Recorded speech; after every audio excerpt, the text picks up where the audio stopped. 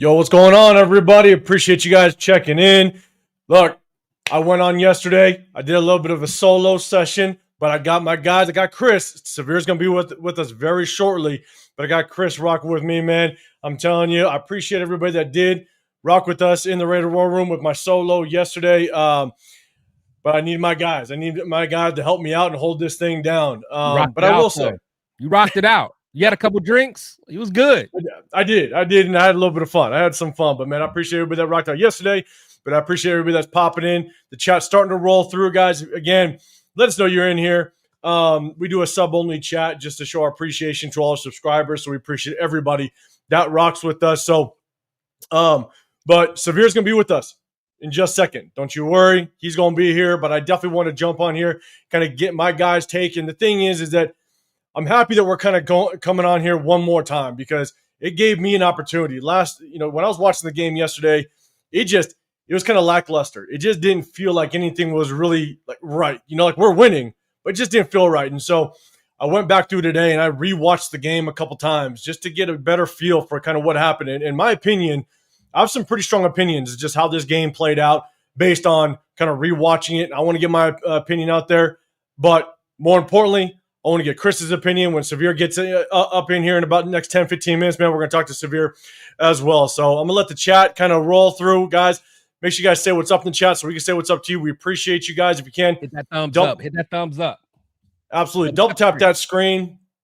Make sure you guys hit that like button. Hit that sub button as well if you want to get included in the chat. But got to say what's up to my guy, man, Chris.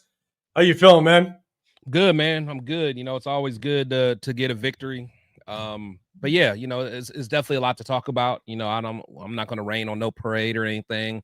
It was good to get a dub. A couple weeks ago, I was saying that we may not win until like week 17 or something. But no, it was good to get a win, man. I think we needed it. The locker room needed it. As a fan base, we needed it. The war room, we needed it. So, so it was good, man. So, but we'll definitely dig into it though for sure. God, I don't want no unrealistic expectations. We are still the Raiders. Let's not get it twisted. Yeah, no, 100%. And again, giving me the opportunity today to kind of rewatch that game a couple times and really get just a better opinion about just how it played out. I think is just gonna make for just us being able to kind of throw our opinions out there, both offensively and defensively. We're gonna talk winners and losers, and at the very end, we're gonna talk a little bit about just our expectations kind of going into this Kansas City game if we have that time. But if you guys don't know, we also break down game film. So we're going to break down game film on Wednesday as well and rock out with that. Obviously, a lot to talk about on the defensive side. The defense did flash, looked very good. Chris, your boy, Devin White, definitely looked good in that game. Get Severe up in here, man. Get Severe up in here. Chris is just waiting for Severe. Boy. He had a bad game last week, but he bounced back. Chris got that 8.6% beer to his left, man. He's ready. Telling you, check it out. Southern Tier, man. Is it the same one? Mm-hmm.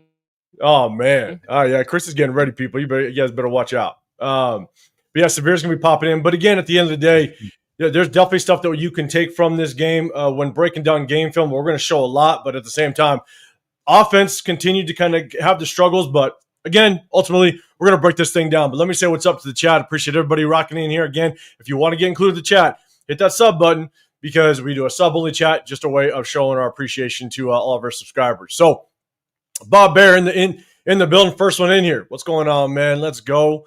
Raiders 100%.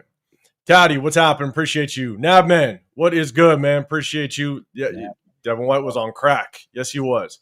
He was all over the place. We'll talk about it. He was on. Emily. Okay, I watched the replay. I'm telling you, I think Emily was the first one in the building yesterday. I like Emily. Emily keeps it real. She keeps it real. She does, without question. She says, okay, I watched the replay of the game. A win is a win, but that offensive line and Geno still sucks. Keeping it real. We're going to talk about it. LS. What's happening? LS building. So be on your best behavior. Yeah, and I gotta make sure that chat. I don't read nothing about LS though. He had a couple nice parlays, man. Hey, you know what I'm saying? Did he? Yeah, he hit a couple nice ones, man. Doing his thing over there. I'm proud. Proud of my son. LS trying to dethrone the king over here, the king of parlays. It's all good though. LS doing his thing. Hey, but if you win, man, more shout out to you, man. Parlays aren't easy. Aren't easy unless you Chris. What up, Sacktown? What's going on, brother? Appreciate you. Raider for life in the building. Gino is not it. We're gonna talk about it. Angelo in the building. This whole 6-7 stuff. I started hearing my kids say that, and I have no clue what the hell it is, what it means, none of that. So yeah, I don't know. Shit, you rocking out, but apparently, old, bro. I'm old. I don't know, bro. I was called old by my kids because I'm still on Facebook, and I'm just on Facebook for this YouTube stuff, right? But like marketplace and keeping in touch with like family. But because I'm on it, I'm getting called old. No, I get called old because I'm on Facebook by Rundown. Actually, Rundown and Severe. It's because Rundown's AI, man. Anything past AI, that's old school. Man, what up, Alec M? What's going on, man? I appreciate you popping in. RAIDER in the building as well. We're Cook Sunday. Rice Hollywood Worthy will be on the same field. Yeah. Rashid Rice comes back. It's gonna be interesting. But we're gonna try to tap into that a little bit later. Yeah, I mean, you're saying there's a couple guys that stood on defense. We're gonna talk about it. There sure was. Anyway, what's happening? Appreciate you popping in. John Thompson in the building as well. The Titans thought the Raiders were going to be easy. Easy work. In fact, so bad the Titans fired their head coach. I know. Callahan. Yeah, that's nasty. Booted. That's nasty. When the Raiders make you fire your coach. This early in the season? It's nasty work, bro. Booted. Raiderman 81, what's going on? I expect the usual one to three picks of Gino. He definitely threw one. That's for sure. LS, don't be afraid to explore those membership options across the channel, man. I appreciate you throwing it out there. I appreciate you being a channel member, man. Make sure you guys want to, all of us, when Severe gets in here, he drops some memberships as well. If you guys want to support the channels, be a part of the fam, man, get included. Just another way to support the channels. We definitely appreciate you, LS, man. Always. DK, what is happening, man? A W is a W, but that was ugly. I know. Can't wait to get Brock back. Well, let me try to talk about the end too. We'll definitely try to talk about that as well. What up, Dre? What's happening, man? Appreciate you. Raider Hawaii in the building. Always good seeing you. What up, Jeff? Let's see. Kevin Lurker. What's happening, man? Jeff, yay. We won. Big deal. We beat a team we should have. Good for you. Golf clap. Starting. Hey, keeping it real. Keeping it real. Accelerator, what's going on, man? Jeff ain't lying. RSA management. This ass. Okay. Don't know what that means, but appreciate you popping in here. Here's the thing is, if you guys are new to the chat, if you do hit that sub button for the first time, hit that hashtag new one, just letting us know that you are new to just the chat, and we could just show our appreciation. So Alfredo in the building as well, man. Everybody is starting to roll in here. Herman, what's happening, man? What is going on? ASAP in the building as well. All right. And Jack, what's going on? CB had to follow it up with the 6-7, man. I don't even know what the hell that means. But you had to follow it up. Old, bro. We're old. I know. Man, my 9-year-old saying it. I don't know what the hell it means. And they say it like it means something. It's wild. God damn it, Dixon. I appreciate you popping in here. Of course. See, Dixon, LS in here. Now I'm censoring the chat without question. So Severe is going to pop in here with us in just a moment. He's running a little bit behind, but we're going to rock out. And Emily, Raiders forced me to say a new one all the time. I know. They kick us. They push us away, and then somehow they reel us back with a random-ass win, right? So we'll be all right. We will be all right. All right, so let's do this. I did a lot of talking yesterday, but again, I have kind of more of an opinion on this game, but I'm going to let my guys kind of do a lot of the talking, kind of get their feedback in here. But let's talk about the defense first. All right.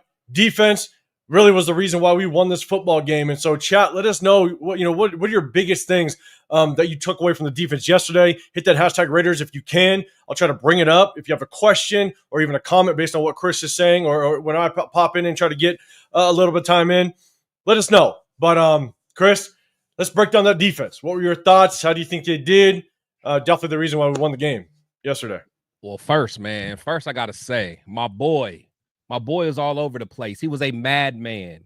My boy Devin was, I don't know if he just watched the film of the week before where he was getting toasted, But my man he was all over the field, man. You know, just causing havoc, flying to the ball, just good pursuit angles. I mean, just you know, you just kept hearing his name, man, and it was and you could tell it was contagious. You know, you start seeing Landon, you start seeing, you know, Jamal, like they all was just swarming to the ball. So I really love seeing that. Max was all over the place. You know, I actually think that Snowden played pretty well. You know, Snowden popped off. Jonah had some huge plays. Huge plays. Yeah, and then I even liked what's his name? Shit, how come I can't think of his name? Jeremy Chin. Jeremy Chin was playing very like physical. You know, I think he brought a wide receiver screen that they tried to pull earlier in the game. He just blasted through the lead blocker. Yeah. 100%. And like, you know, like stuff like that sets the tone, man. So, you know, they really went after it, man. So overall, I like what I saw. There was a couple things, you know, towards the end, you know, they gave up a few things, but overall, man, that offensive line could not stop them dudes up front. I mean, they were killing my boy Cam. So, you know, shout out to the D, man. We needed to see that. You know, they didn't have too many weapons on the other side, especially once Ridley got hurt. So, I mean, we didn't beat a good team, you know, so let's just keep it there. But it's the NFL. It's hard to get a win, and I'll take it. Yeah, 100%. And let's talk about we're going to talk about the D-line, man, because I took a ton of notes on the D-line, kind of rewatching the game. So I kind of got my takes on that. But before I get on that, and then Chris, I definitely want your feedback on just kind of some of my takes on the D-line. But Bueno, what's going on, man? Appreciate you. Kevin Lurk or Daniel Kim in the building as well. What is happening? Nah, man, I'll send you the IG about 6'7". Okay, I appreciate it. Maybe depending on what it's supposed to be. Nab, you older than us. How you know? I know. That's wild. That's wild, man. Because Nab man's hip. That's why. Nab man's still hip to the game. He ain't cool enough? Yeah, he's still hip to the game. I know I ain't cool. I'm drinking pumpkin beer, bro. I live in the Midwest. And I'm drinking water. I'm drinking water. Sure you are. I'll be real with you. I am. Don't call me out. I got the fridge underneath. What up, ASAP? What's going on? Frank Perez in the building. What's happening, man? Appreciate you rocking. What up, Nutty? Raider Nate. What is going on, brother? Building. Salute to Nate, man. Cool dude. Taddy rocking the hashtag Raider. The defense played discipline. We haven't seen that since week 1. They played well. Cannot take it away. You did. Herman, you're saying I appreciate the win. That team just beat the Cardinals, and their defense isn't that bad. Raiders showed improvement to me despite missing key pieces. Yeah, and you know, they beat the Cardinals, but man, I do think it was more of the Cardinals beat themselves. That was nasty work at the end of that game. Cardinals just I don't even want to talk about that game. Bro, that running back that dropped it, like how do you still drop the ball at the goal line in 2025? Yeah. He lost me my fantasy for the week. Like that pissed me off. And so all right, cool. Just all right. But here's the thing. Let's talk about the defensive line. And we could I think that a lot of the success, and I'm not going to take away anything from any of the players, okay? I think Tyree had probably the best game he's ever had in his career this game. Yeah. He was actually fighting off blocks. He was working down the line of scrimmage. He had that fumble after the Devin White strip sack, fumble recovery. I think he had a second move one or two plays. You know, he looked like he was actually trying to rip through some guys. I was like, whoa, wait a second. He had a plan B. Yeah, okay. He did. And so, you know, that was my biggest thing was you watch Tyree, you know, he was working his way down the line of scrimmage, fighting off of blocks. I do think this was probably his best game ever in his career, to be real with you. But you had Jonah Laulu. Not only did he have multiple sacks, he was working down the line of scrimmage. There was a screenplay to a receiver on the sideline. He hustled his ass down the line of scrimmage and made the tackle. He was actually the guy that hit Cam Miller's hand that popped it up in the air, and Devin White picked it off. Jonah Laulu was the one that actually got his hand on Cam Miller and tipped that ball up. So it's like Laulu had hit a day.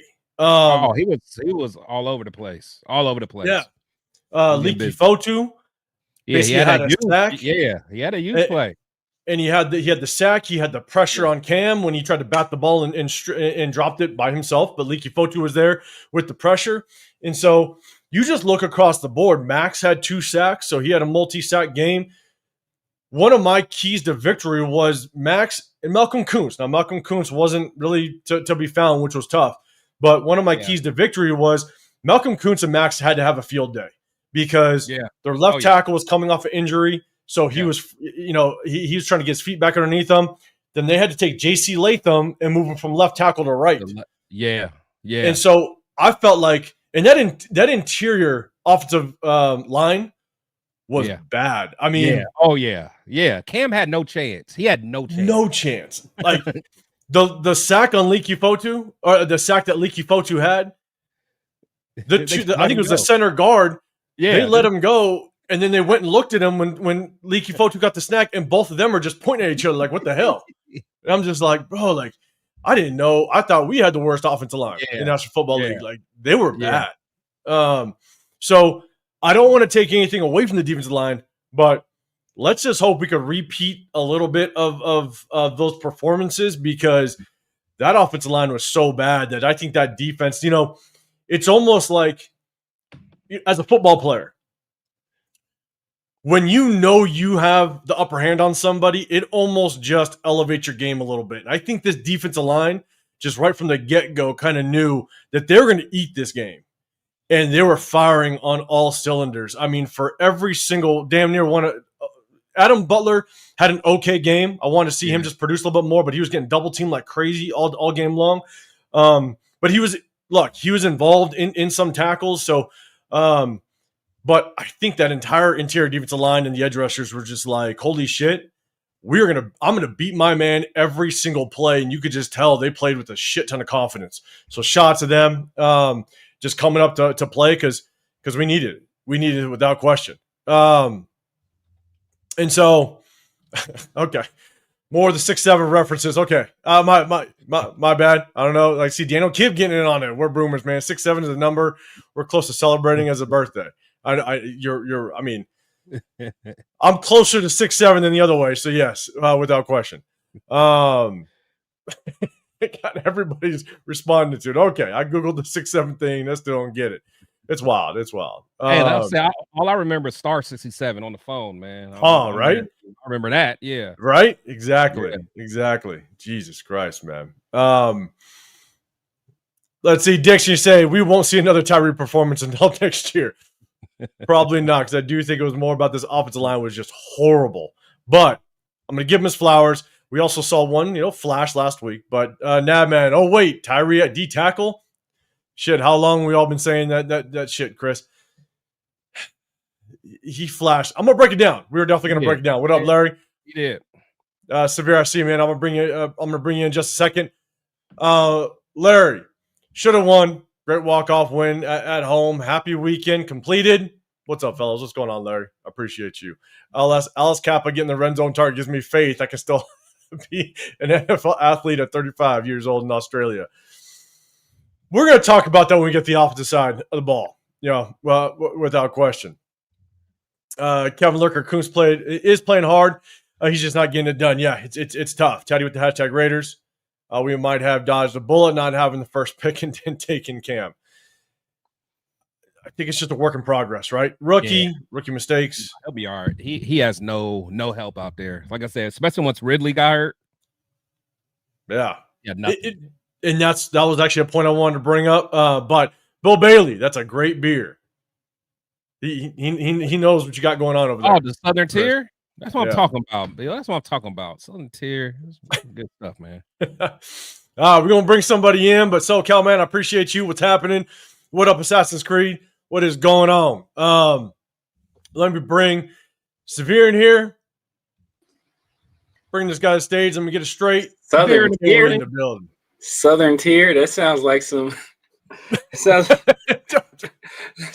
The South Shore rise again. Hey, I'm tired of y'all. Hey, that's what we do in the Midwest, man. We drink craft beer, bro. Leave me alone. Yeah, man. Y'all drink. Severe, don't come in here all of a sudden just talking shit. Look at what Severe does, He messed the whole vibe up, man. My God. Alone, bro. Oh, man. Damn. So, hey, everybody, make sure you guys say what's up to Severe. You guys know now the Raider War Room is complete. Just changing the vibe. you guys suffered through me yesterday, but we definitely want to jump on here again. Drinking these Confederate beers, man. No, that's not my fault. You don't blame me. Drinking General Lee Hennessy. I'm telling you. God damn it. See what Severe does? Now we're trying to keep it serious, talk about football, talk about the win. Man. This is what Severe brings to the goddamn table. But again, guys, the war room is complete. We appreciate you. You got the Severe Raider over here, man. We're going to get his take. You guys suffered through me yesterday, but we're complete. We're going to get these guys' takes. We just talked a little bit about the defense, but we start off with the interior, really that front four. So, guys, chat, make sure you guys double tap that screen. We appreciate everybody rocking with us. Head over to Severe Raider. Head over to Chris Protection Podcast. I'm 805 Raider, Real Talk, Raider Nation, man. Get over to the channels, double tap that screen, have a little bit of fun. Chris just flashing that 8.6 again. That's what he just put in your face. So, Severe, man, give us your take on the front four, the defensive linemen, just kind of how they did. That's kind of how we're kicking this thing off. Max played well. Max played really well. Adam Butler was double team. Like, I ain't got through all 22, but damn near every play they double teaming this man. I'm like, does he got to play where he's not double teamed? And by virtue of him getting so much attention, they were trying to chip Max. Usually, they were trying to chip Max either with a back or a tight end, so that allowed Max a little bit more freedom to do his thing, and obviously that allowed Jonah and Licky, to both get sacked. So Adam Butler he's a force in the middle, man. He's not putting necessarily the numbers on the stat sheet, but his contributions, it's like if we didn't have him in the middle of his defensive line, that it would make things much tougher for Max. It make things much tougher for the other guys next to him as well.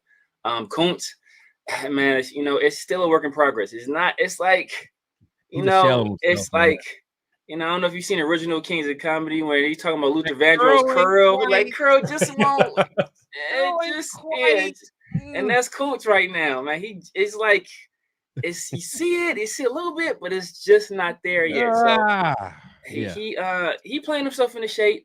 So I think being off basically all last year, not really doing team exercises. A lot of this year, I think he's still rounding in the form. We all know usually that the ACL usually takes a year anyway to really be back to your normal self. So he's not even through that, after the recovery phase. So, but I think he'll round in the form. The effort is there. It's just it's his mind tells him that he can do things that his body just can't do yet. And if you watch the game film, just saying, that's why I'm drinking this beer. But my bad, go ahead. It's because you're still in vacation mode. Mm-hmm. But here's the thing. I agree with you. If you actually go and really pay attention to Malcolm Kuntz, it's like his get off the line of scrimmage is still very hesitant. It's weird. It's like he's not getting off the ball with the quickness that we saw, back in 2023 and what we kind of expect out of him. So it's definitely tough to kind of watch. Or that dip, like he ain't got that dip that he usually. That's like his signature move. And got it. We saw some flashes against the Commanders. You know what I'm saying? Like I showed a couple clips where it's like, man, that quickness is back a little bit, and then it just kind of looks like it regressed. But also, he's not getting just consistent playing time. If you looked at the start of the game, the Titans came out in double tight end sets. They came in heavy sets, and they basically pulled Malcolm Kuntz, and they started Snowden because they needed just some bigger bodies on that line of scrimmage. And so I think that they're starting to rotate him, and he's just not being able to kind of get in a groove, which is tough. He's linebacker now, so that's why. Him and Snowden and don't get me started, bro. Chris has got to get at least one of those 8.6s in him. I'm done, man. I'm done. That was my last one. Here we go. And they only come in a 4-pack, man. Are you finished? Yeah. Emancipation Proclamation has been signed.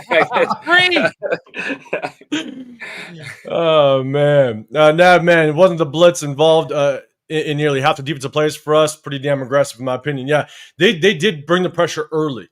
And I think that's the perfect recipe when you have just a young quarterback, right? Bring pressure, and they didn't have they don't have a lot of weapons, And before we we get into that topic of weapons on the Tennessee side, I want to throw it back to Chris because we want to talk about his guy. But you got SoCal. Let's see. Accelerator, you're already putting a 97-10 Chiefs, man. That is wild. Assassin's Creed. Is that penalty yardage against it? Assassin's Creed, you okay with the dub? I ain't holding my breath. I don't think none of us are. What up, Cool Kev? What's going on, man? I appreciate you rocking here with us. LS, we're going to talk about this kid in just a second, man. I'll bring that up. But I appreciate it. I'm gonna roll down the chat and say what's up to everybody. But again, if you guys can, hit that hashtag Raiders if you have a question or comment to just what we're talking about, catches my, and I'll try to bring that up. So let's jump over to, we talked about the front four. Let's talk about the linebackers. And Chris, I'm waiting for Coach to get in here because we had a Tommy Ami sighting. We'll talk about that for a second. But I'm waiting for Coach to throw a little comment out there. But man, Chris, your boy Devin White did a damn good job, man. How'd you like those linebackers? How'd you like that linebacker play? Like I said, I liked them, man. Like I said, they were all over the field. I mean, and they were attacking. Like I think, for one, I think that's where they're their best. Because we did lose our best coverage linebacker, but they was coming downhill.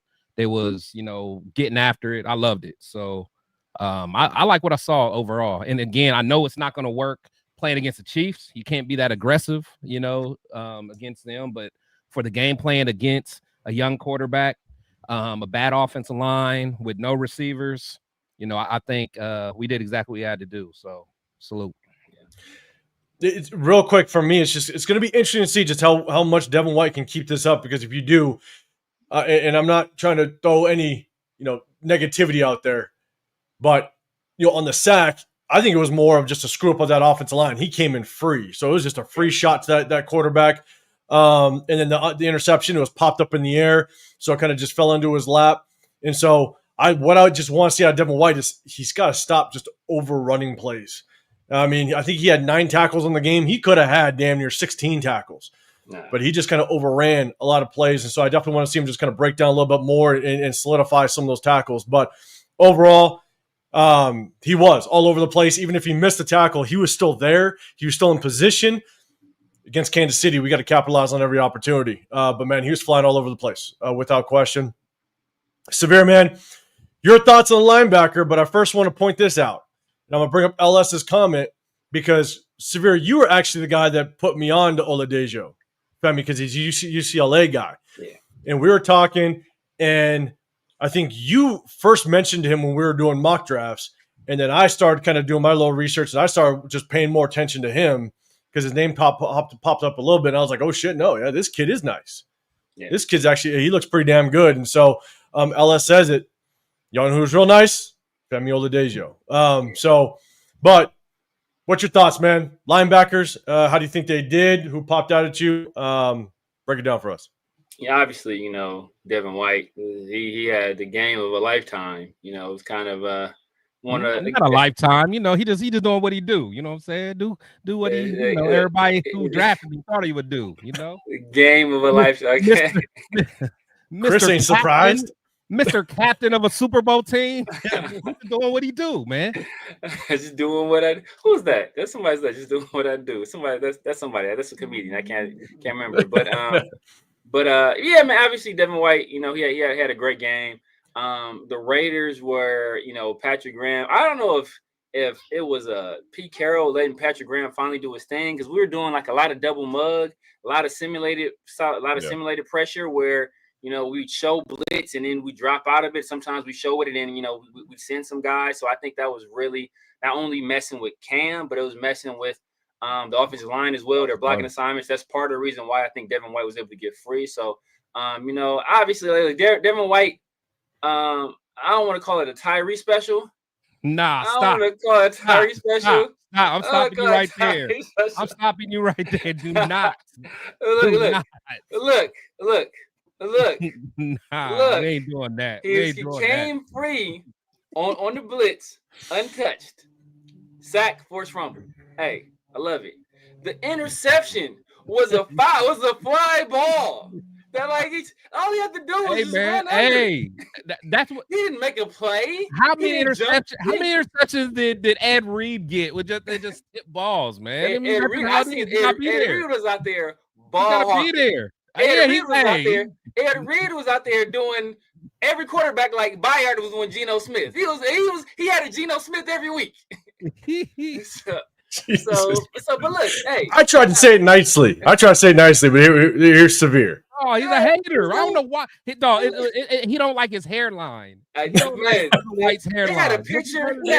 Something needs to be worked on. Don't like him, man. They had a picture. He's like in stretches pregame, and all you see is his face, and that hairline is just staring dead at you. It's just, you can't ignore it. But I'm happy to see Devin. Look, at the end of the day, he is one of the more athletic linebackers. He's the most athletic linebacker on our team by far.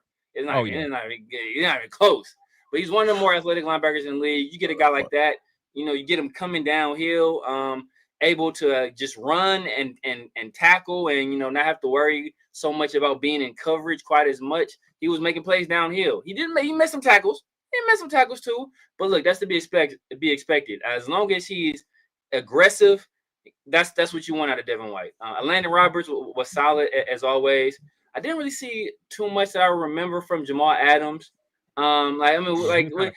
We were so unconcerned with the Titans offense. We were literally like y'all can't do any. We put Tommy Eichenberg in the game.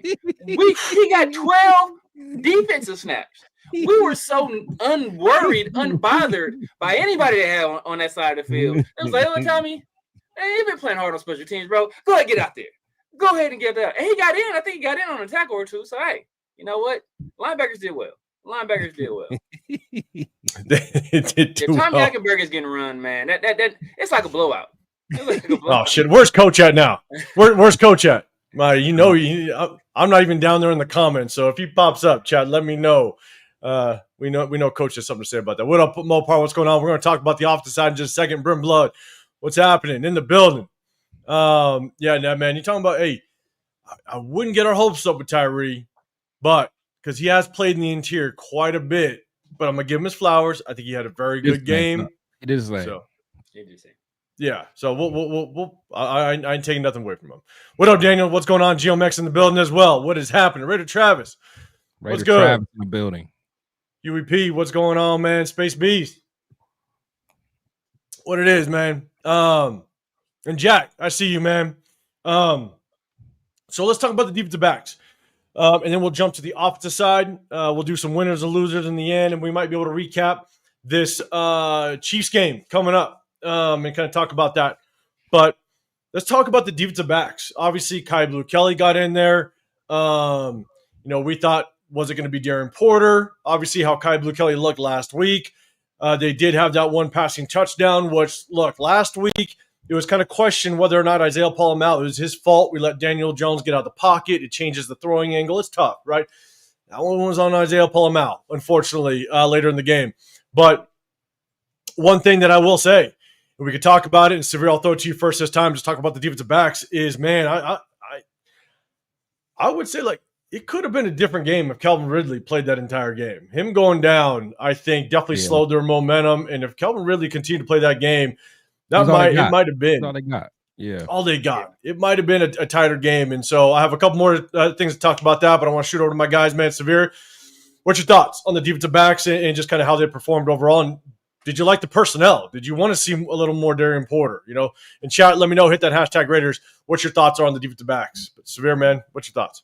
I definitely want to see more Darren Porter. I mean, at this point, what's the point? I mean, I don't really see the point in really seeing a lot of Kai Blue Kelly or Eric Stokes if you don't feel either one of those guys on your long-term plans. Just take one of them. Take one of them out. Well, whatever one you think is going to be here. Keep that guy in here and put Darren Porter out here. Let that man get some rest, especially a game like this, bro. Like this is the weakest set of weapons we're going to face all year. Right. This is the game.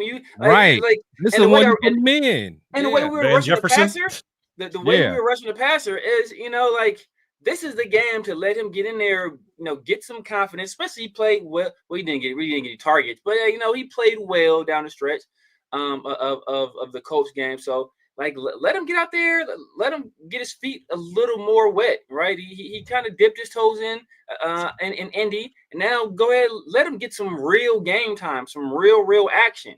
And like they failed to do so. I mean, like I said, it's hard to judge the secondary just because, first of all, our pass rush was so good, and then their weapons are just like I couldn't name. I can't name. Tyler Lockett is 85 years old. Like Kelvin Ridley got hurt. What was the other guy? The Dike kid. Like he's not a real receiver. I know he's a later round pick. He's more of a return guy. So like they don't really have any real weapons over there that I'm worried about. So it's like secondary didn't give up too much, but like this game. But look, this game it's weird because the scoreboard doesn't reflect how much better we played than them, but it also doesn't reflect how close the game actually was. Because if they don't fumble and if they don't get that pick, because that fumble, that's an easy 7 for us. That's a 7 points off the board right there. And then that interception, they were in field goal range driving, so that's an additional 3 points. You take that's a damn near a 10-point switch right there. So and how much did we win by? Barely. So we barely eking that game out. So I think there's a lot of stuff we need to tighten up, especially offensively. But in this game, I think the secondary that they played better than the competition. What the competition was, JV level. Yeah, no, I agree. Chewy, what's going on, brother? I appreciate you. Diablo just sacked Josh Allen, huh? Oh my god! Oh wow! Wow! There's another linebacker we let go for nothing, huh? Oh wow. LS man. We'll talk about Jack Besh. We'll definitely come back to it. His lineup was too good. That's what it was. I'm trying to think. What does Jamal Adams' hair look like? Jamal Pratt is bald, so that's he couldn't have Jamal. Couldn't have Jermaine Pratt is bald. Couldn't have him here because you can't judge his hairline. Diablo hairline is fine, so you can't have him here. Tom Yackenberg, one of the worst hairlines I've ever seen in my life. Devin White, we've all seen his hairline. What is the Landon Roberts hair like? I'm doing some research. Tonight. Get ready for Wednesday. Sever's gonna prepare with some receipts. Y'all watch it all 22. I'm looking at the barber chart that they got. LS, you know what? I'm gonna start that. We're gonna try to talk about Jack Besh. I haven't gone through the all 22 yet, so it's hard to know exactly just how Jack Besh looked downfield, because I think Gino's average yards through the air at the catch was like 2.7 yards on average. Like it was wild. I mean, we just did not throw the ball downfield, so it was hard to see. Was he open downfield? Were there open receivers? Were there opportunities? I'm not sure. Did Thornton get in at all? I don't even feel like I saw him at all. He played snaps. I forgot how many. I was looking at the snap counts. He played snaps. Tyree actually jumped a lot in snap count because he hadn't played more than like 35% of the snaps all year. He played like more than half the snaps this game. Jack Besh got the bulk of the reps at wide receiver. I think the two guys with the most snaps were Trey Tucker and Michael Mayer, followed closely by Jacoby. Makes sense. So, yeah, it's hard for me to fully know what was going on with Jack Besh without breaking down the all 22. But here's my thing, LS. I'm going to start going through the game film tonight, all basically tomorrow night, and then on Wednesday, I'll get a better feeling as to why we just didn't either go after Jack Besh. Was he open? Again, it's hard to see all the downfield work from the angle that you see during the game.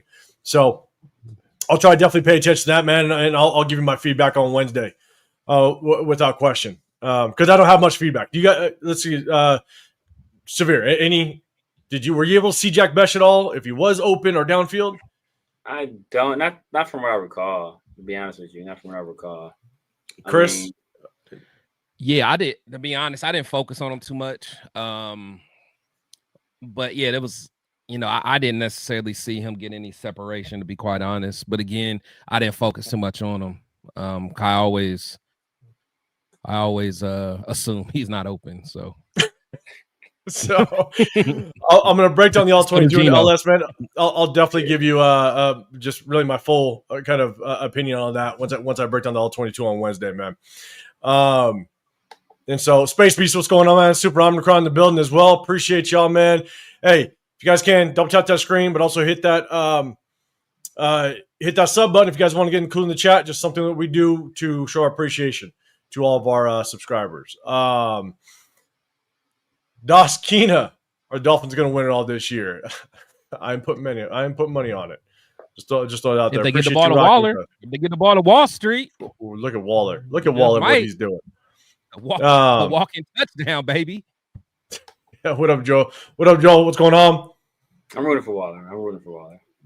Yeah. Are you, though? Are you? I am, man. I had Waller on my fantasy team, man. And unfortunately, before he had his breakout performance, I was eliminated. So, hey, I was not able to reap the benefits of his performance.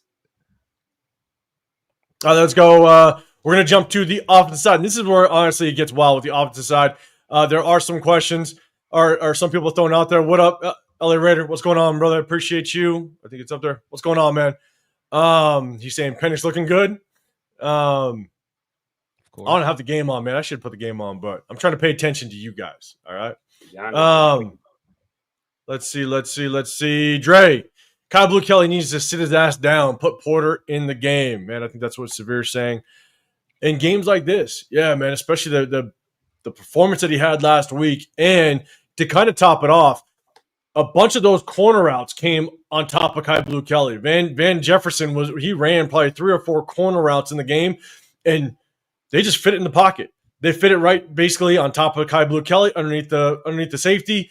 And they just kept going to it. They went to it about 3 separate times. And Kai Blue, again, it's more about the coverage. He's got to sit in that cover too. But a lot of times, you got to be able to get depth if no one is in your flat coverage. And so they kept going to his side, and they just kept hitting him with that combination route. So again, we'll kind of see just kind of how it works out. Space Beast, you say, give me DCAM. Anyone else? It's going to be tough. Better, man. I know. Let's see. All right, man, you're already jumping over that. Keys to get to Mahomes' face early and often. We'll talk about that at the tail end. Let's see. Just want to make sure. What up, Jerome? What's going on? Our free safeties need to go. Oh, God. I see you, Coach. I see Coach is in the building now. We'll see when he got in here. But safeties are tough, man. Paul Lamau, yeah, that touchdown was on him, unfortunately. You know, he's man-to-man. He actually had help on the outside of him. And so you got to take away the inside. I think Kai Blue was the corner to that side. If you know you have corner help, there's no reason why that tight end gets inside leverage on Paul Lamau and be able to get across his face and get across the end zone. He had his corner sitting on the outside of him. That you got to understand where your help is or where your leverage needs to be. And for Paul Lamau to let him cross his face again, I want to look a little bit deeper on that all 22, but to me, it felt like Isaiah Paul Lamau just played it completely wrong. So do we need a little bit of safety help? Maybe we do. What up, Coach? What is going on? So cool. Talked about defense. Let's jump to the offensive side. I got a lot of points that I kind of want to make, but Chris, let's throw it to you first, man. In chat, let me know what your thoughts on the offense. What you like about the offense, what you didn't like. Hit that hashtag Raiders if you can. It catches my eye. It allows me to just kind of see it. We got over 150 in the building right now. It just allows me to kind of catches my eye when I go through the chat. So, Chris, overall thoughts on the offense. We put up 20 points.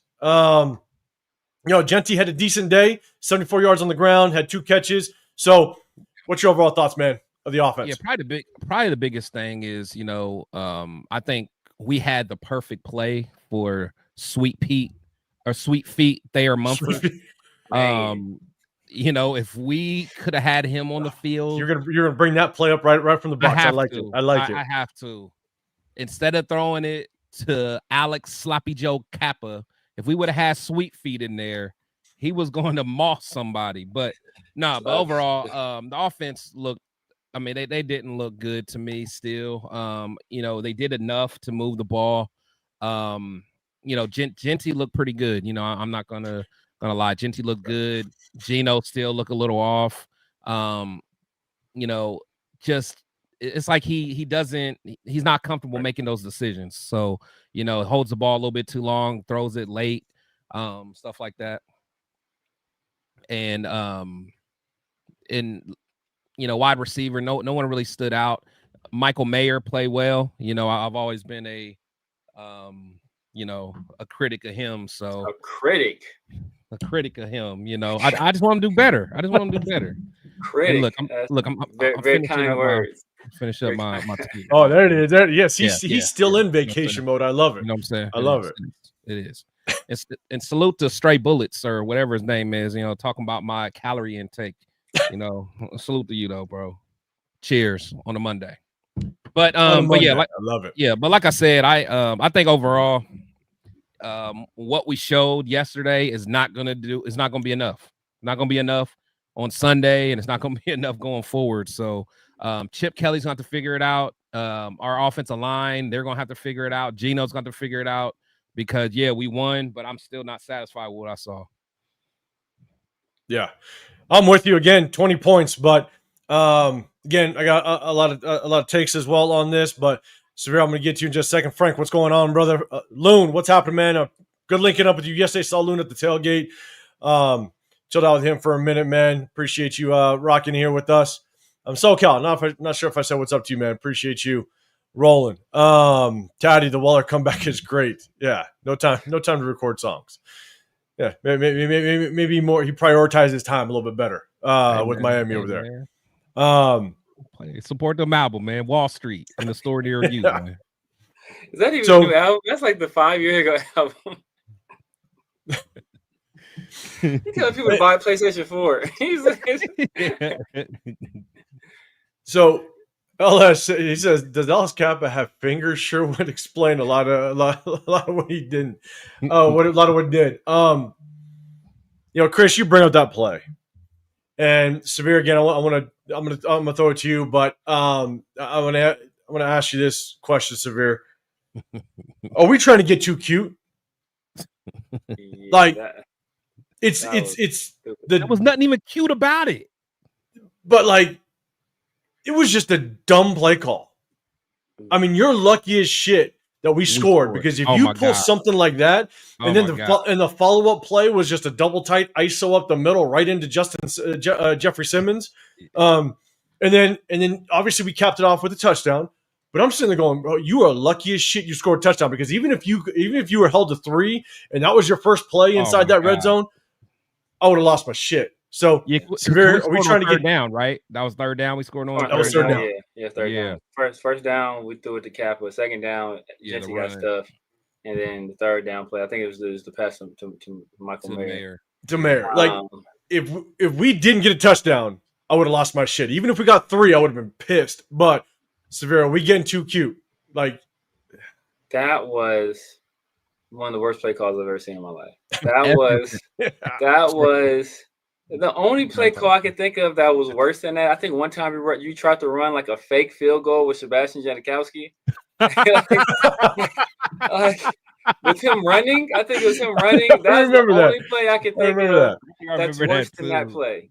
I know what he was trying to do because I think it was a situation where he was hoping they were going to assume we were going to run when we go heavy and we report a tight end. I mean, report a tackle was eligible.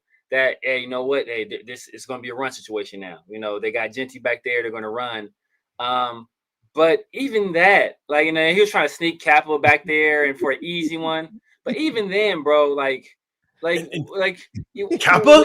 Not like we're scoring 30 points a game, right? Like, we got an easy score here. Like, take the free money. Just take the free money. Don't do no stupid stuff.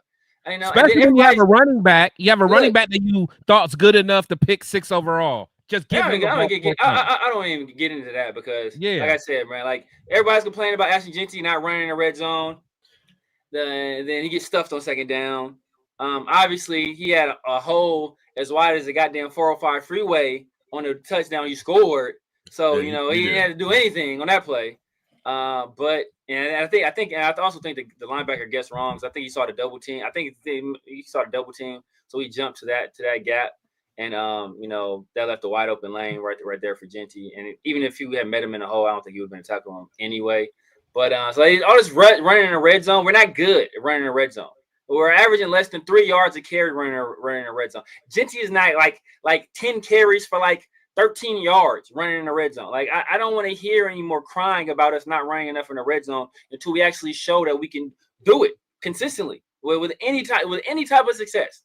You average 10 carries for 13 yards. I think he's at right now. It's not good, not good at all. And when we did score, it was a pass. So, but that was just an idiotic move. Like there's no defense for that play call, especially the Kappa. Like, exactly. Of all people.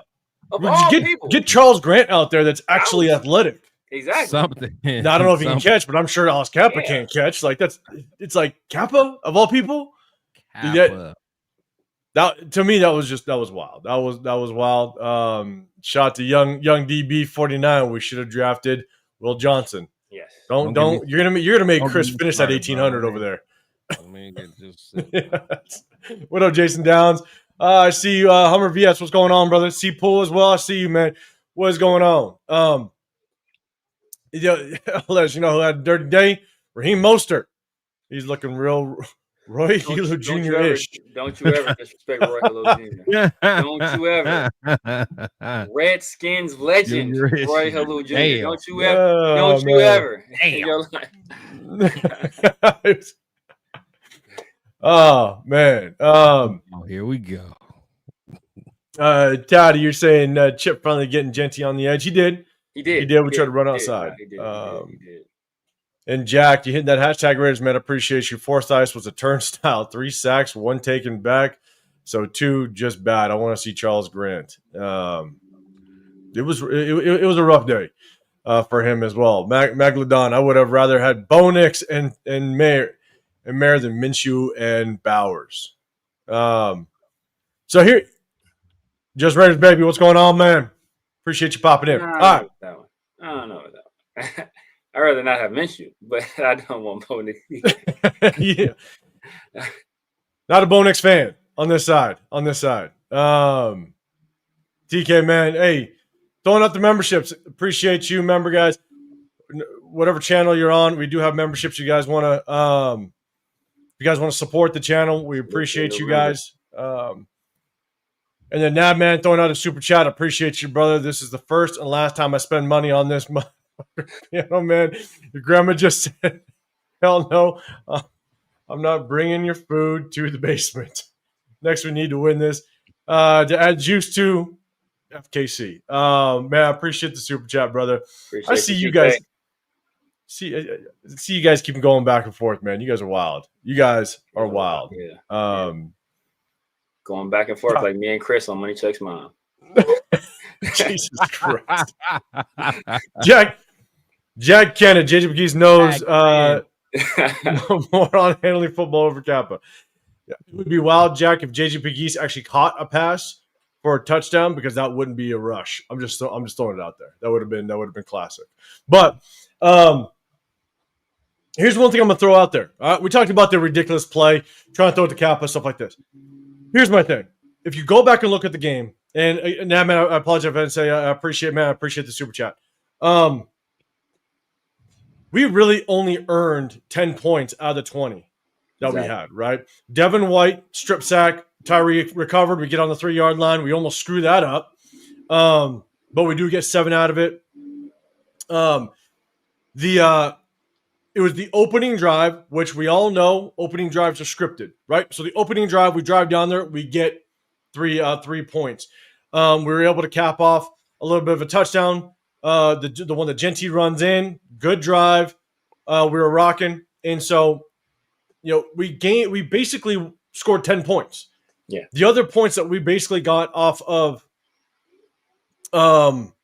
turnovers or just really good field position. Now, in addition to that, which sucked was even on the touchdown, we got bailed out on that touchdown because they had that face mask, or I believe it was either face mask or holding downfield off of a Geno. And so that was on third. That was on third down, and we got bailed out of that one.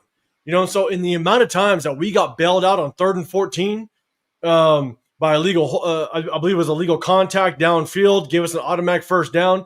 The thing is, at the end of the day, we really only scored 10 points. We only earned 10 points, and that tells me we're still going to be struggling without question. And so it's going to be a long day going against the Spagnuolo defense. The other thing that I'm seeing is there's still a shit ton of confusion on this offensive line. You got JPJ not attached himself to certain interior defensive linemen. I don't know what our strategy was, but the amount of times that we ran right after Jeffrey Simmons, and he made us pay for it. It's like we were testing. Oh my goodness, Jeffrey Simmons. I'm sitting there going, Who was talking to him all game? Somebody was pissing him off. He was getting up like talking. And I don't usually see he's a fiery guy, but I don't see him usually talking like that. Like whoever was saying something, I don't know if it's. I pray it wasn't Meredith. Meredith coming, bro. And if a damn sure better not be Parham. Like you, the last person on the line to be talking anything. So, I mean, because Jeffrey Simmons, he was doing work. It didn't matter who he went up against. Yes. He was doing work. He was having a field day. But the problem that I saw was in some of the crucial situations.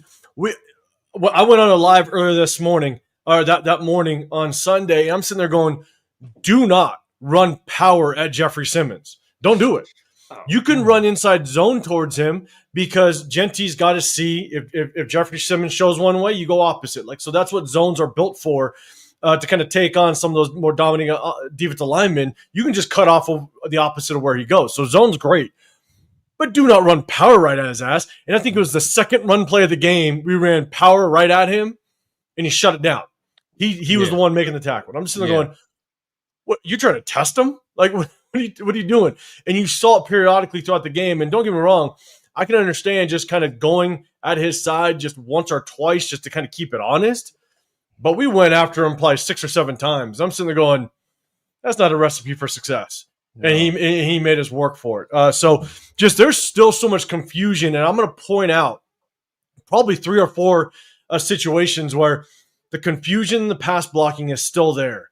And I watched Q Myers' show earlier today, and he had Lincoln Kennedy on there. And Lincoln Kennedy said they're still trying to figure this out. It's a work in progress. We're week 6.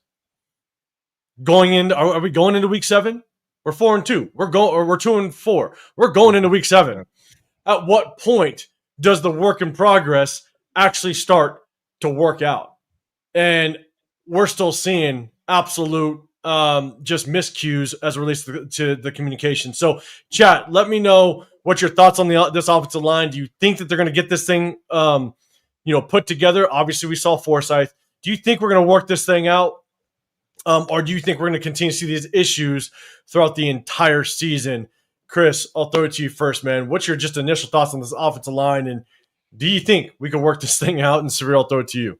No, I don't think so, man. I think at this point it is what it is. You can't really make too many adjustments at this point, especially losing your best lineman in Colton, and we know what Stone's going to be.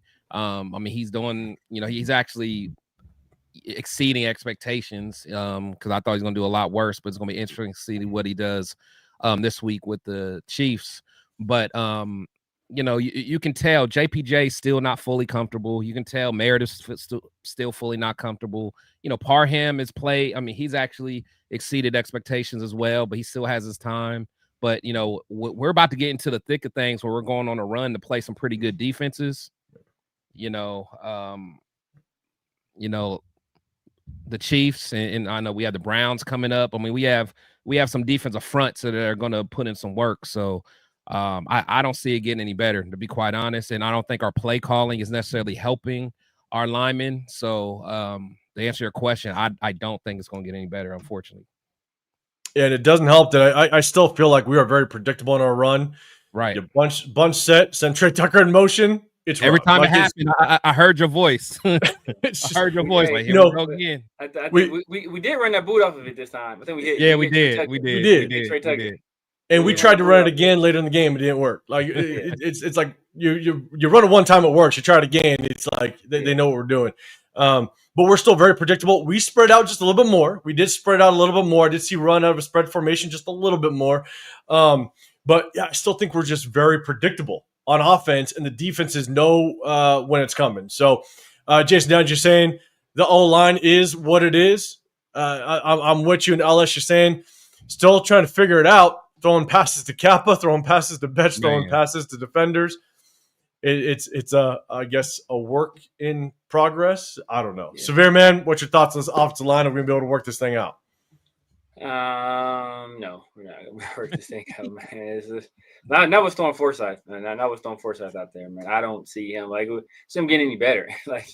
And we're about to play better competition. I don't see it getting much better on that left side. And then we got Chris Jones coming in here, and Chris Jones is kind of nationally embarrassed for that effort he gave on the last play in their loss. So came out this last game, played a much better game. Obviously, he hates he hates the Raiders. He loves to play us.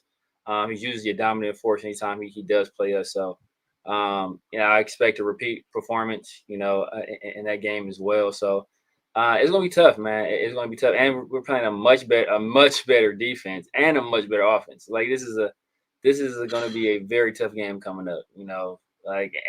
And especially if we don't have Brock Bowers out there.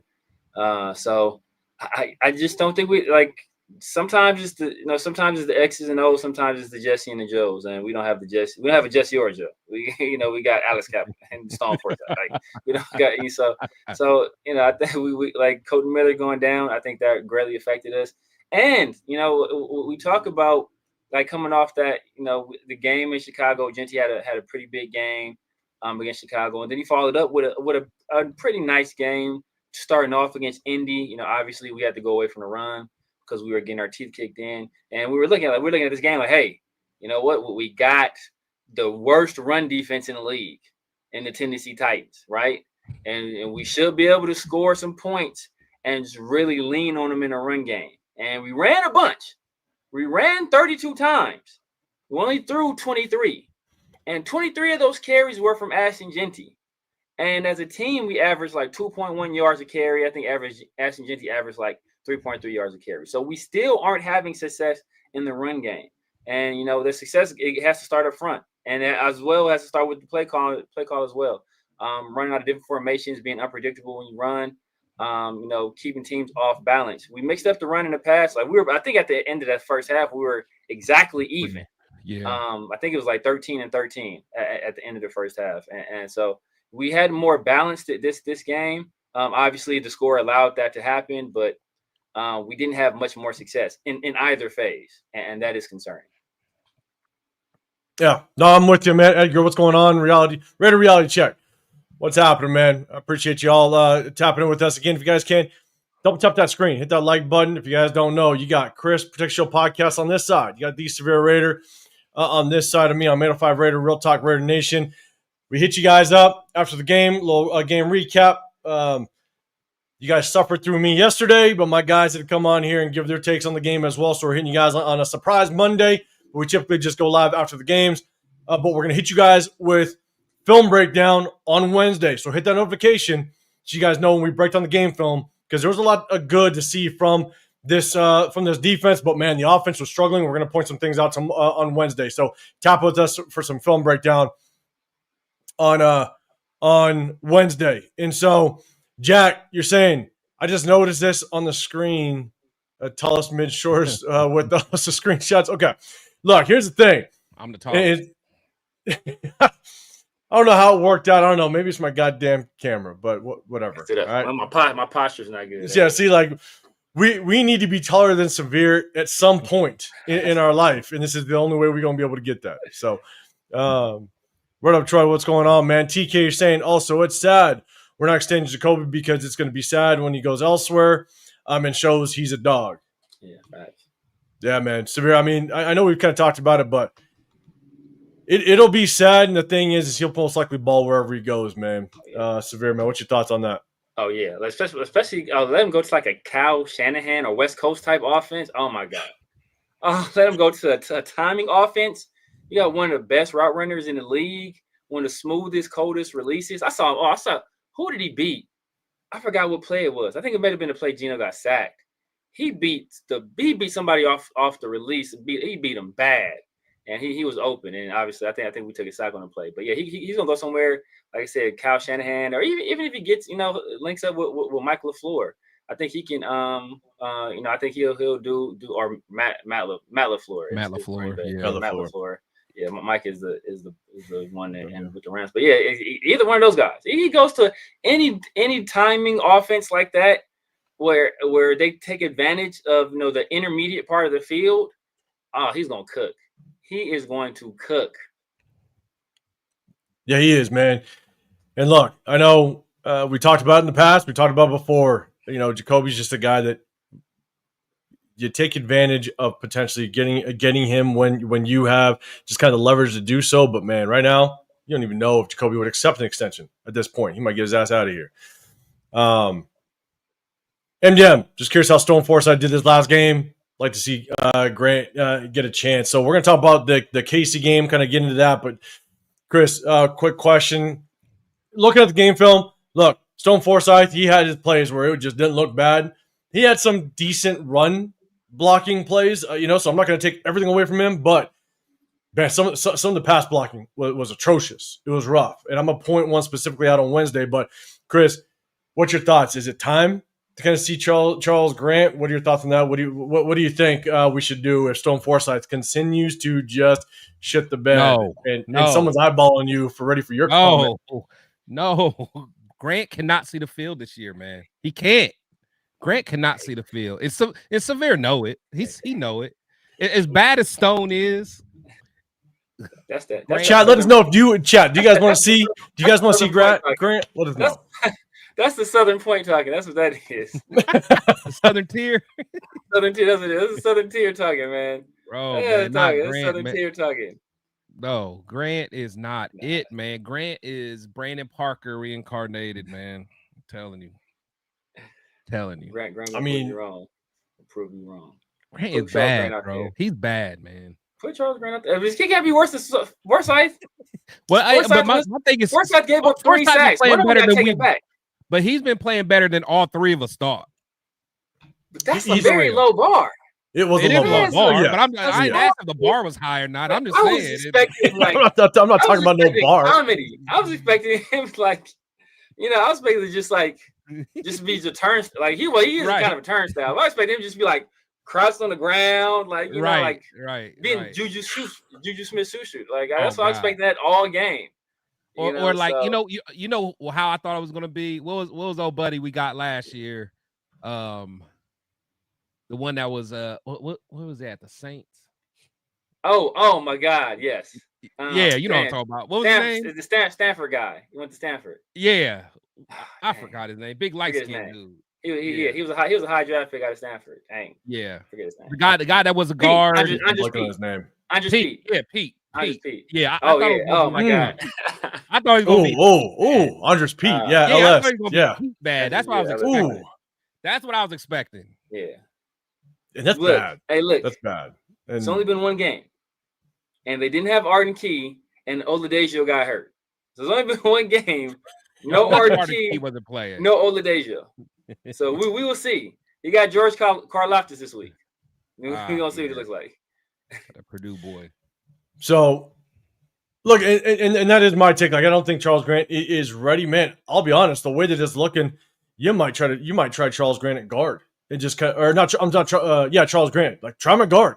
See if he works better at the guard position because he is athletic. He's still a bigger body.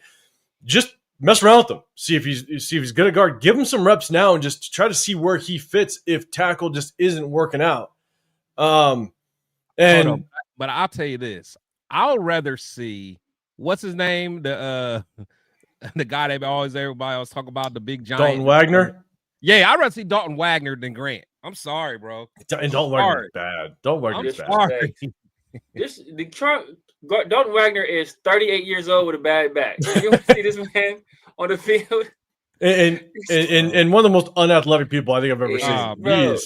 He's got 0 feet. This man has no feet at all. No feet at all. You want this dude to put Charles Grant out there. Send a chip. Send a chip his way. I'd rather have Laki Tassi out there. Man, I want at guard. You want to put Laki Tassi at guard over Parham? I'm at okay. Try that out. At tackle, Let my man He Charles got Grant feet. cook. He at least got some Let my man feet. Look, you want to get Charles Grant out there before too much of Brendan Carroll's coaching comes in. Like, you know, you want to get him out there early. Because right now. That's true. That's true. And said, look, there's mixed emotions because look, Jack is yes on Grant. Jason Downs, Grant is not ready. Nah, man. Nah, Grant ain't ready. LS, he's saying I'd love to see Lockie Tassi or Forsyth over at this point. You know what I'm saying? So, MD&M, you're saying, so you're telling me my spy tier drafted so horribly that Grant and Rodgers can't even see any snaps on a terrible O-line? Yes, that's exactly what we're saying. We've been saying it for a little bit. Yeah, that is kind of what we're saying. I mean, it's tough. We're getting contributions from exactly 2 draft picks. Well, 1 technically. I mean, we're getting snaps from 2. Yeah, and they're healthy scratches too. Like sometimes, like they're a healthy scratch, and they're not even activated on game day. Yeah, but I will say, man, not having Tonka and JJ not active. I still don't understand that. Wow. I still don't understand that. I don't. After Tonka actually had a pretty good game last week. JJ Pegues was getting some reps. I mean, right. But you know what? JJ Pegues can just stay on the inactive because that means he'll never get a carry. And Jack Kenneth still owes me 2 pitchers. So he can live there. He can live there. I thought you were safe 805. Then I saw that pass the cap. I was like, hold up.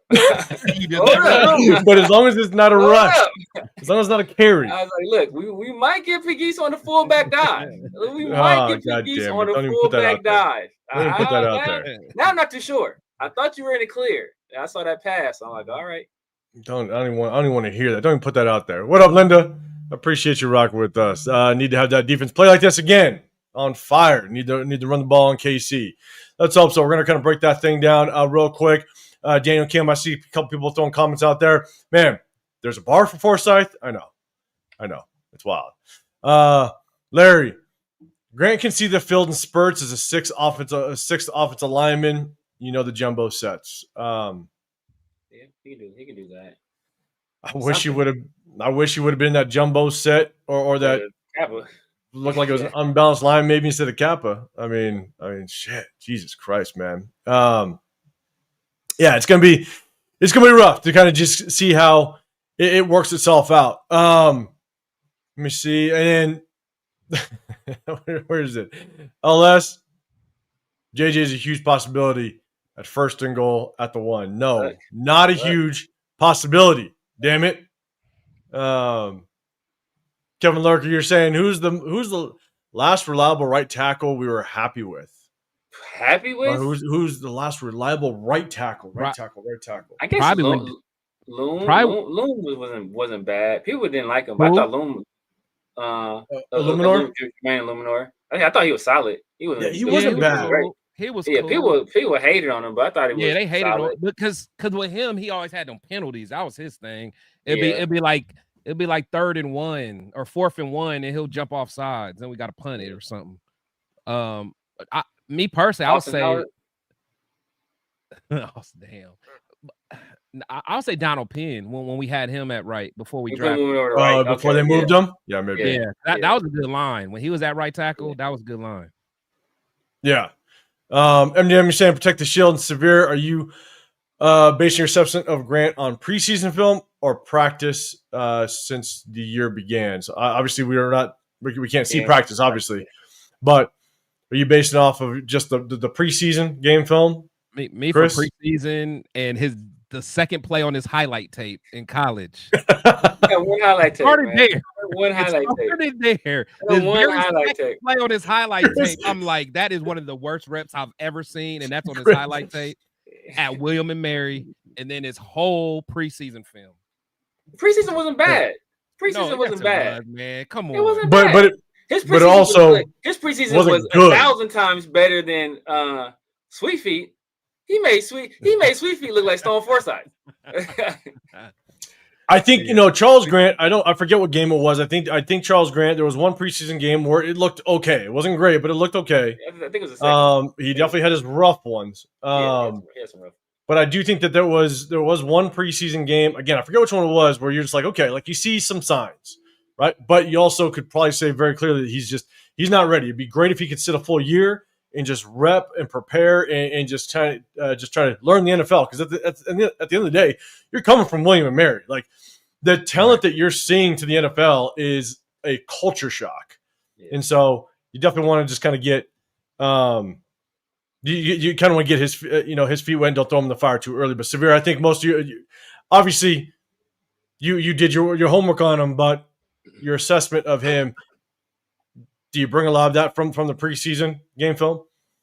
I think if you look at, Chris likes to bring up the one play on his highlight tape, but if you look at some of the progress he made just from the time he spent in college, and just like when he first started playing football, which was like at the collegiate level, and then you look at the progress he made there, going from I think he was a walk-on, he's a wrestler, went to walk-on, then he was an all-conference player by the time he finished. He gets to the NFL. No, it was rough in early in some of the mini camps, but I think as the time got on, he got better and better. So I think if you give him time on task, he's a guy that has athleticism and he's willing to learn. And unlike Trey Tucker, who always talk about all the time, he was a wrestler. Like wrestling actually helps Charles Grant play his position. So that understanding of leverage and body positioning and all that stuff, I think is and that's already dialed in. That's like innate to him because he spent so long as a wrestler. So I think that will help him in the NFL. So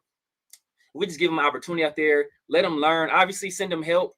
Don't give him more than he can handle early on. But at some point, you can take the training wheels off and see if he falls off. And if he falls off, then you put the training wheels back on. But if he's able to kind of ride solo, then you at least have something through the end of this year. Yeah, I'm with you. Money check. You're saying I don't see why we're not rotating Grant on a limited situation basis. Then we'll see just kind of how Forsyth continues to play. Cold Coffee TV, Gino just had to find a way to throw an interception. I know, right? Yeah. I know. Over under was 1.5 though, so I think he was. Well, for me, my personal over under was 1.5. So yeah, he was under. So he was good. He was good. He was good. Yeah. And Jack Kenna, JJ Pegues being inactive. Yeah, he could just stay there. He could stay there. Jack, don't you worry. Don't you worry. MDM Shane Valdir. He was left tackle. Yeah. And I don't know if he ever played right, but he was solid his first year. I don't think we kept him out of Hillsdale. I think he was solid. His 1 year as a starter, he wasn't great, but I thought he was cool. Yeah, all right. Then he left. Anything else? Someone brought up. He left and went to the Cardinals. Trent Brown. I know people hate on Trent Brown but Trent Brown had a couple good years before he checked out. Yeah, he eating all the snaps. Not with us. So. He did. He did. Really? Because remember we I think we did something with he got hurt and then we messed up with the training staff messed up. We damn near killed him with the ideas. Exactly. So I don't think he really played with us that much. No, he did. No, he his first year he was solid. Maybe he got one good year in it. Maybe he got that one good year in it, and then maybe it was the next year. I remember we hurt him. We kind of messed him up bad with it. It was like IV, something like that. Yeah, something weird. But I remember when he came in, he was overweight. They were trying to get him underweight and stuff like that. They caught him on cam eating the sour bells. Putting a hurting on them sour bells. Oh my God. He was putting a hurting on them things. I just remember being so pissed off at the Patriots. It just seems like the Patriots continue to screw us over. The Antonio Brown situation where I think Antonio Brown used us to get to the Patriots. So we got screwed over with a third round. Yeah, because as soon as he got back there, he lost all this weight. And he was he lost 50 pounds when he got over there. Or whatever. And as soon as Antonio Brown got to the Patriots, there was no more helmet issue. Yeah. But he had all that helmet issue with us. I swear, the Patriots just screwed us in 9 different ways in the past 10 years. So it's just fuck the Patriots. They start tripping on them too, though. Remember, he was going at Robert Kraft. Oh man! But no, I almost feel like that first year he was like a Pro Bowler for us. Well, I'm talking about Antonio Brown. I don't know. About Trent Brown started going at Robert Kraft. I think that first year he was good. I think maybe I almost feel like he was he. Oh, I think he the was. first year he was good. I thought that first year we were just struggling weight wise with him, but I don't know. Maybe I'm probably off. still was struggling weight wise, but he Yeah, probably but still he got was. there and played. I mean, compared to what we came from, because wasn't that like Khalif Barnes before then? I hated Khalif Barnes so much. I still hate Khalif Barnes. I can't Jesus stand Christ. Khalif Barnes, bro. But yeah, but I think we went from Khalif to or Brandon. I don't know who we, but it was probably Brandon Parker. Maybe. I felt like he was all I right. think we went from Khalif Barnes. Did we go from Khalif Barnes to like Menelik Watson? Wasn't it Menelik Watson after Khalif? Oh, God damn. We got to stop calling out these names, man. This is bad. Florida State. That was Florida State right there. Watson, man. The British boxer turned like he did everything. He did every sport. But like he played soccer, he played rugby, he was boxed. One thing he didn't play was football growing up. Right. Right. Oh man. All right. All right. Here we go. We're gonna go. Lindy's saying, do you guys think we should have more rollout plays, screen passes, change of plays like Gannon? Yes, screen passes, but to Genty. That's what I want to see. Because JA, appreciate you to say they need to start throwing screens to Genty for starters. I've been saying it for a long time, and we got to get Genty out in the open space. Maybe not throw hospital balls to him as a dump off and get him absolutely killed by a cover 2 corner. But I think that's just common sense, but Gino doesn't seem to figure that out. But I think we need to get him out in space. Man, Fitz Schild has draft PTSD. I think we all do. Man, I do. I think we all do. Yeah. Every time I see Will Johnson out there, man, it just pisses me off. Man, and Terrell. Terrell had 2 touchdowns last game. Oh, he was good enough to play for us, though. Yeah, he was balling. All right, we'll do this, and then we're going to jump real quick. I'm not sure if we're going to have enough time to do. Maybe we'll talk a little bit about Kansas City. Forget the winners and losers. Maybe we'll talk. What I want to do? You know what I want to do? I'm calling Omaha. Omaha real quick. I want to do a bench 'em, start 'em, cut 'em. With Jimmy G, Minshew, or Gino. Let's go. Start 'em, bench 'em, cut 'em with Jimmy G, Minshew, or Gino. Shit. God damn it. Crack open that fridge. God damn it. Start 'em, bench 'em, cut 'em. Fridge. Start 'em, bench 'em. I'm starting Jimmy G. G. Chat, let us know. Hold on. Chat, let us know. Let me kind of move my way down into the chat. Start them, bench them, cut them. I'm starting Jimmy G. Okay. I'm gonna probably bench Gino. Look at Coach. I'll probably bench Gino. He had a lot of turnovers so far this year, but he also didn't have like Devontae Adams and Brock Bowers either. So like he didn't have Devontae and Brock. So like he had a worse offensive line too. So he's at a definite disadvantage. Wait, who had a worse offensive line? I think Gino has a worse offensive line right now because he doesn't have Minshew. Because remember, Minshew early in the year though. But Minshew had a bad Parham. He did have a bad Parham, and he had Andre James. Yeah, Andre James. Yeah, but I mean.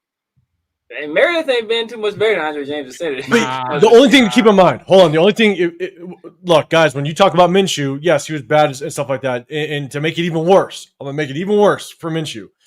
When we broke down game film, the amount of times that the wide receivers were wide open and Minshew's looking straight at him, and he just doesn't pull the trigger. And we're sitting there going, holy shit, you were looking right at the receiver. Yeah. Brock Bowers wide open, and you just look away. Yeah. And it's like, damn, like there was times where receivers were schemed open. Yeah. And he just would not hit them. And so again, just keep that in mind. We broke that down, and that was bad. But damn, Jimmy's hospital balls was bad too. Yeah, hospital balls were bad. God, dog, his hospital balls are bad. Yeah, I'm cutting Minshew. Just that Denver. First of all, he was hurt all the time, and the Denver game. I think that kind of like. Oh man, that pick six on the goal line. Yeah, that was kind of, because that's a tough one. That's a So I know, Chris. Jesus, see, we need to throw that out there. We might throw this out there again as okay. time Yeah, goes on. yeah. Just have Okay, fun. yeah. Just think but we're about gonna it. do this. We'll bring it no, back. No. We'll answer it today. We're gonna answer it today. The chat's already rocking. Dixon, you got Jimmy start, bench and Minshew, cutting Geno. That is wild because like. And I don't disagree, but it's wild. Raider Pete, you're cheating. See, there's always a cheater coming out early. Raider Pete benching all three. Yeah. LS, start Geno, bench Jimmy, cut Minshew. Okay. Raider Paul, Minshew was the man, missed that dude. Man, you like Minshew. All right. Sacktown, you just saying FKC. All right, I like your style. Cold coffee. Or now maybe saying Geno got to be the starter. I mean, finish it up with us. Start Cold Coffee TV. Start Minshew. Bench Jimmy. Cut Geno. God, that is wild. Jerome, man, appreciate you. Genty on track for 1,000 yards. We'll see how it works out. TK. Cut Jimmy. Bench Minshew. God damn it. See all the goddamn cheaters. Jesus Christ. You guys cheating all the goddamn time. TK.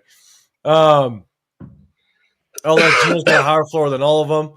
What a Rocky. What's going on? You got a higher ceiling than all of them. Really. But then, Marcos, I think, are you saying Geno, cut Minshew? I think So Jimmy G, start Geno, Jimmy G. Yeah, bench. Okay, I got you. Yeah, tragedy turn trap. Damn, who doesn't cut Geno with all those options, bro? I think it's just wild that we. I just don't know though, because it's wild. Geno didn't have a Devontae. He didn't have a Devontae or Brock. That's what I'm saying. Like, that's man. I gotta low key go Jimmy. Jimmy had did Jimmy have Waller at all? Maybe for a little bit. No, he had Waller at all. No. He was hurt. He only hurt. had Mayer. He only had Mayer. That was before he got Brock. Have Mayer. He had Mayer. Yeah. Well, then Mayer went cuckoo. No, cuckoo and left. Whew. That's last year. The year before that, they never really used Mayer. Start Jimmy, bench Geno, cut Minshew. Yeah. But this is year 3. This is year 3 for Mayer, right? 3 for him, right? Yeah. So last year, but didn't he start the whole season his rookie year? He hardly played. Who started? I forgot who did start that year. Which year are we talking about? Mayer's rookie year. Yeah, he had to. You had Mayer. You had oh boy. From the Browns. Oh, Hooper, but he ain't start though. I think he was Austin Hooper. I think it was Austin. I think I want to say Austin Hooper. I don't know. I think Mayer was a guy until he never got any touch. He never got any passes, but they just had him out there blocking in. He never really. Yeah. I don't know. Shit. This is wild. Hey, I'm gonna keep thinking about mine. I'm gonna star some other replies to it, but MDM has this question for Chris Severe. What quarterbacks you like in this year's draft? Real quick, Severe, I'll go to you first. What quarterbacks are you just kind of keeping an eye on in this draft? I'm looking at Dante Moore. I'm looking at Mendoza. I think he impressed on a big national stage. I'm looking at Mateer as well. Seeing what he's doing. Rundown put me up on the kid from Duke, Mensa. Wow, I kind of like what I see from him. And I'm trying to think who else. Obviously, Lenore Sellers. He's a high upside guy. Those are two of the guys. Ty Robinson, a little bit. If we can get Aller, the way he's been playing, and he's hurt for the year, if we can get Aller in the mid rounds, I'd take a risk on that. I'd take a chance on that. I mean, we ain't none of our mid round picks playing this year, so I might as well. Yeah. Chris, any quarterbacks you're keeping your eyes on? To be honest, I do like Moore. I like what I see from Moore. However, he severely got outplayed this weekend. But Mendoza really he showed me more. Like he stepped up, man. I kind of like what I saw out of him. But again, I don't think I would really take any of those guys like early. Like I don't give any of them really a high first round draft, to be quite honest, man. I think it's a weaker draft. Oh yeah, old boy from USC, he got busy on my boys. Yeah, but I He got busy on my boys. I But I think mean, but again, he got first 2. I round. think both of those guys, both his receivers might go in the first round. Like Lemon Oh yeah, and no, yeah, the one boy cold. Yeah, the one boy is cold. Lemon. That's the one that had the crazy catch, I think. Yeah. Oh yeah. But both of those guys are gonna be like high picks, both of Yeah. them. So I mean, he got weapons. He got crazy weapons over there. And then obviously he got Lincoln. And Lincoln Riley does a good job. He does a good job developing QB. So you know that I will give him that. But I gotta see more from him. He did get busy this last game though. Yeah, he did. I can't say I'm in love with any of them guys, man. Honestly, you know, I can't. So I mean, honestly. Moore's my favorite personally. Yeah, I do definitely like Moore. And depending on what Carson Beck do, I might take a mid round on him, but nothing the first round. But he's going to be a guy that, as we see, you know, as the playoffs come, like, can he win those big games? Can he beat Ohio State and that defense? Can Matt Patricia and all them? So it's going to be a show and prove there. Yeah, so Rick Cervantes said, how come coach won't bench Geno? He is struggling. And he could have run on certain plays and scramble to help the offensive line out. I'll also take AOC over anybody we have. I think it's going to take a couple more failure games. I mean, in my opinion, look, I'm not saying it's the right decision, but because Geno is Pete Carroll's guy, I think he's just going to let him roll to the bye week. If he shits the bed against KC, I think he may have he may not have any choice but to maybe rock with Kenny Pickett, to be honest. Or even Aiden O'Connell when he comes back. You just don't know. But I think Geno just can't be the guy. If he shits the bed against KC, then I think you're almost forced to make a move. But I think he's hanging on to Geno because he brought him in. And I'll tell you, you bench Geno, you just wasted a third-round draft pick, which is horrible, man. That's horrible. We're wasting 2 as we speak. So I mean, oh God, I'm so pissed. Go for the trifecta. A third and a fifth, and Fanboy podcast. Start Geno, bench Jimmy G, cut Minshew. I would Jimmy G, but he's injury prone. Rebel, I'm benching all 3 of them. None of those guys would have been on any of my teams. Rebel, hey, will you just answer the question? We're playing a game. Rebel, my goodness. Game, Rebel. We know you got an opinion, big dog. Hey, but I appreciate you rocking with us, man. Hey, go show some support for Rebel, man. I appreciate you rocking with us, man. Edgar, what's the cap hit on Geno? I think if we. I don't know about this year, but I think next year if we cut him, I think 18. Is it 18? 18. Oh, the dead cap. Yeah, the dead cap. Yeah. Which isn't, I mean, that's the thing. Why we always got to be stuck with some dead cap all the time, man? It's just bad decisions. Bad decisions, Chris. Red Hawaii, you got start Jimmy G. Bench no. Bench no, cut Minshew. Bench Geno. Oh no. And cut Minshew. That's that Hawaiian autocorrect. I know. That's what it is, huh? Oh man. Unless you could throw Stidham in there. Man, I would probably take Stidham. I'm just saying. Y'all know how I felt about Stidham. I was all for Stiddy, man. Yeah. I was cool giving him a shot to roll. You know, don't worry about Jimmy G. Let's rock with Stiddy for a year, man. I'm with you. I was on that train. LS wants to answer his own question. Start Stidham, bench Geno, cut Minshew, and Jimmy. Just cut them both at the same goddamn time. And so, nasty list of QBs. It really is. So here's the thing. For me, I would probably, I'll be honest, I'd have to start Geno only because, like, Geno just doesn't really have many weapons. So I know he's making a shit ton of mistakes, but I just can't trust Minshew. Minshew had some weapons through his time and just really didn't do too much with it. I know he beat the Ravens, but I think there was more defense, just kind of, did their work. We put points up on the Ravens, but man, like Minshew he's doing the same thing that Geno's doing. The receivers are there sometimes. He just doesn't see it. So, and then I'm cutting Jimmy G, man. Jimmy G was he was a bad quarterback anyways. The defense carried him. there was a stat when we signed Jimmy. I think they went on a 7-game winning streak, and Jimmy G threw like 1 touchdown. Like it was wild. I'm sitting there going, he's really not that good of a quarterback. He just has a really good defense and weapons around him. So as much as it's just nasty to think you still want to roll with Geno, God, I cannot get those plays out of my head where Minshew it's right there.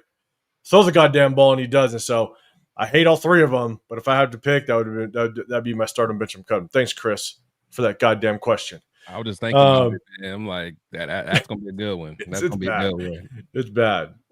So look, we broke this thing down. We broke down. I wanted to let my guys jump up on here. Couldn't rock with me yesterday. I rocked solo. You guys suffered through my solo yesterday, but guys, we want to come in here on the Raider War Room and kind of give you our take on this game and break this thing down. We're probably not going to get to the KC talk because Severe. But guys, check in with us on Wednesday. We're going to break down game film. Again, a lot of good to see on the defense. We're struggling on offense. We're going to break that thing down, really see where the struggles came from. But at the end of the day, man, y'all know what we do. Hit that notification because we rock out, do some game film on Wednesday. We're going to have a little bit of fun. So we appreciate y'all, man. Chris, let everybody know what you got going on, what you got rocking. I know you rock with us. Are you still doing it? That's it. You still rocking with Dub? I'm sticking with that. Yeah, I'm just rock with y'all. Chris will Protect the Show podcast, all platforms, Raider War Room, until I get motivated to do other stuff. This team pisses me off, and I spend too much time and money on this team. But it's okay because I'm going on vacation again in a couple more weeks. I'll be in Aruba, and I don't have to watch the Raiders that week. Let's go. We get vacation, Chris, when he comes back, which is live. I love it. The didn't do it. The Titans win didn't get the adrenaline going. That ain't moved me. That ain't moved me. That is too bad. Some people just can't please. Man, but hey, Severe, man, let everybody know what you got rocking. I know you got to round to shill with Farrell, all that stuff, man. Let everybody know what you got popping throughout the week. Yes, sir, man. You guys know what it is. It's Severe Raider. All social media platforms, YouTube, Snapchat, IG, TikTok, X, everywhere. The Severe Raider. And in the War Room, my boys, Sunday and Wednesday, man, rocking it out, talking a lot of stuff.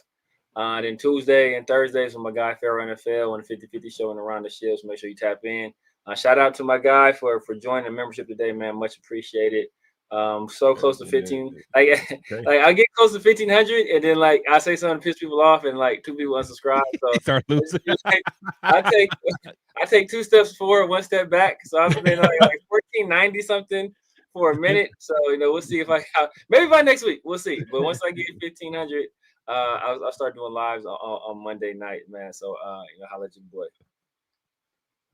Yeah, man. Hey, make sure you guys go get to everybody. I'm 805 Raider, Real Talk Raider Nation. I rock out with my guys here in the Raider War Room. I've been doing some lives here and there, man, especially morning before game day, just kind of jump on and chop it up with everybody. I do my individual videos. But just shout out to everybody. Just, I am going live tomorrow. Just going to pop on and talk a little bit about the game and just kind of some of the things I see regarding the game film. But we're going to show all the game film on Wednesday. So make sure you guys hit that notification so you guys do know when that live goes on. It's going to be 4:00 Eastern or 4:00 West Coast time, 7:00 Eastern on Wednesday in the Raider War Room. We're going to break down some game film and we're going to have a little bit of fun. So guys, hey, we appreciate you guys. Double tap that screen on the way out. Have a great rest of your day. Make sure you guys tap back in with us on Wednesday when we break down game film. So appreciate you guys. Have a great rest of your day. We'll see you on the next one. We out. Almost out. Got him again. Doesn't want to go. Doesn't want to go. End screen. Doesn't want to go. So we're gonna end it.